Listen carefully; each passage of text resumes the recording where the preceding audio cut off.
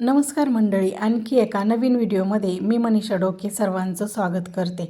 आज मी इथं पाव किलो कारले घेतलेले आहेत। हे कारले एकदम छोट्या साईजचे असे कारले आहेत, त्यामुळे मी इथं काय करणार आहे, हे सर्व कारले आहेत की नाही ते असे उभे उभे चिरून घेणार आहेत आणि त्यामधलं जे बी आहे की नाही तेच काढून घेणार आहे। म्हणजे त्यामधलं बीज आपण तसंच ठेवलं की नाही ते काय होतं, खाताना टसटस लागतं। त्याच्यामुळे काय करायचं, कारल्याची भाजी करताना कधीही बी काढूनच घेत जायचं कारल्याचं, म्हणजे ते टसटस लागत नाही।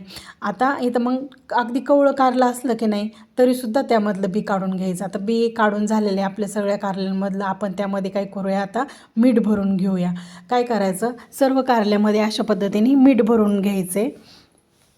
आता आपल्या सर्व कारल्यामध्ये मीठ भरून झालेले। आता मी इकडं काय केले, गॅसवर कढई मांडून घेतली। त्या कढईमध्ये खोबऱ्याचे काही काप घातलेले आहेत आणि खोबऱ्याचे काप थोडंसं तेल टाकून काय करायचे, भाजून घ्यायचे। आता आपण हे काढून घेऊयात।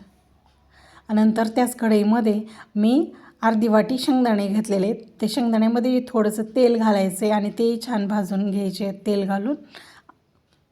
आणि आता शेंगदाणे भाजून झालेत, आपण काढून घेऊयात। नंतर त्याच कढईमध्ये काय करायचे, धणे घ्यायचे। हे धणे गावरान धणे असल्यामुळं त्याचा कलर थोडा काळा वाटतोय बरं का। आता हे धणे काय करायचे, छान असे खरपूस सुवास येईपर्यंत भाजून घ्यायचे। आता धणे इथं छान असे भाजून झालेले आहेत, आपण काढून घेऊयात। आता त्याच कढईमध्ये पुन्हा मी 3 चमचे काय केलेले, तीळ घेतलेले आहेत। तीळही छान असे तडतड उडेपर्यंत भाजून घ्यायचे आहेत। धणे आणि तीळ घातल्यामुळं कारल्याच्या भाजीला वेगळीच अशी चव येते। आता आपण तीळही भाजून झालेत, आपण आता काढून घेऊयात। आता आपले सर्व जिन्नस इथं भाजून झालेले आहेत। आता मी इथं काय केले, कोथिंबीर स्वच्छ धुवून घेतली। आपण त्याबरोबरच गूळ, लसूण आणि आलंही घेतलेलं आहे ताटामध्ये। आता काय करायचं, पहिल्यांदा कधीही खोबरं काढून घ्यायचं, म्हणजे खोबरं लवकर बारीक होतं। नंतर सर्व जिन्नस त्यामध्ये घालून घ्यायचे, शेंगदाणे, धणे, तीळ आणि गूळ हे काय करायचं, मिक्सरच्या भांड्यामध्ये घालून बारीक करून घ्यायचे। ह्याच्यामध्ये मी थोडासा गूळही घेतलेला आहे बरं का। आता हे सर्व जिन्नस काय करायचे, बारीक करून घ्यायचे इथं मिक्सरच्या भांड्यामध्ये। आता इथं आपले हे सर्व कूट तयार झालेलं आहे। आता आपण हे काढून घेऊयात। आता त्याच भांड्यामध्ये काय करायचं, पुन्हा लसूण, आलं आणि कोथिंबीर बारीक करून घ्यायची आहे, म्हणजे त्याची पेस्ट तयार करून घ्यायची, आलं लसूण आणि कोथिंबीरीची। आता इथं छान अशी पेस्ट तयार झालेली आहे, आपण आता ही काढून घेऊयात।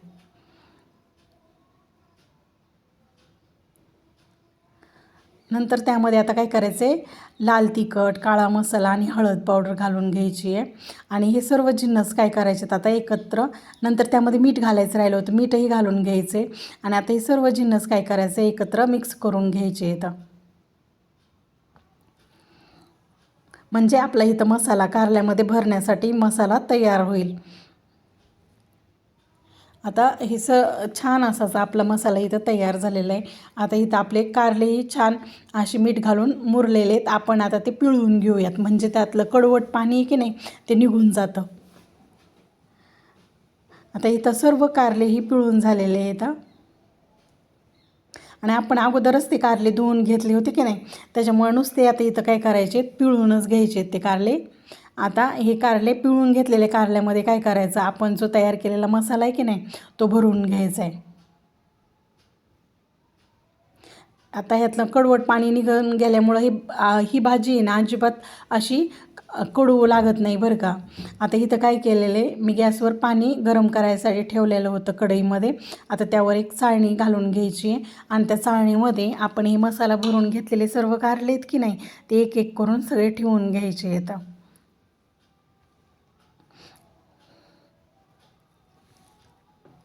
गरम पाणी झालेलं पाहिजे बरं का, आणि नंतरच त्यावर चाळणी ठेवायची आणि नंतर त्यामध्ये आता हे सर्व मी कारले इथं घालून घेतलेले।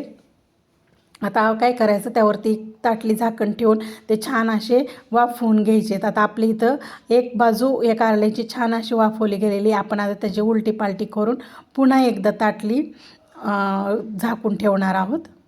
आता ह्याची काय करायचे, बाजू थोडीशी बदलून घ्यायची. आता पुन्हा त्याच्यावर एक ताटली झाकण ठेवायची आणि पुन्हा एकदा वाफवून घ्यायचे. आता इथं आपले कारले पूर्ण दोन्ही बाजूनी छान वाफवले गेलेले आहेत. यामध्ये पाहू शकता तुम्ही, उलताना सहज असं जाते. त्यामुळं हे कारले छान असे वाफवले गेलेले आहेत. आपण काढून घेऊयात. आता इथं मी दुसरी कढई मांडून घेतली, त्याच्यामध्ये मी तेल घातले आणि कारल्याची भाजी म्हटलं की तेल थोडंसं जास्तच पाहिजे बरं का. नंतर त्यात तेल छान गरम झाल्याच्या नंतर त्यामध्ये काय करायचे, मोहरी घालून घ्यायची अगोदर, नंतर जिरं घालायचे.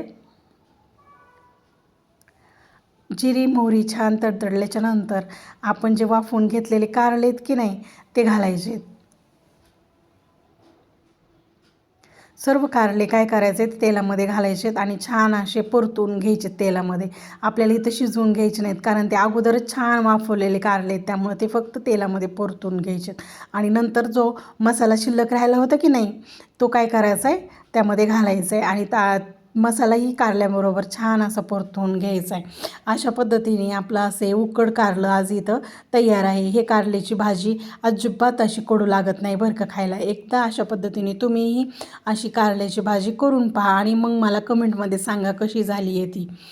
तर हा व्हिडिओ जर तुम्हाला आवडला असेल तर आपल्या चॅनलला सबस्क्राईब करा आणि हा व्हिडिओ सर्वांपर्यंत पोचवा. बाय. पुन्हा भेटू नवीन व्हिडिओमध्ये.